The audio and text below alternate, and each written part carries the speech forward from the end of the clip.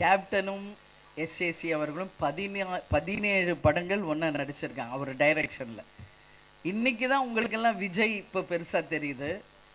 சினிமாவில் வந்து அரசியலுக்கு வந்த பிறகு நாங்கள்லாம் சின்ன பையனாக இருந்த காலத்துலேருந்து கேப்டன் அவங்கள பார்த்துருக்காரு.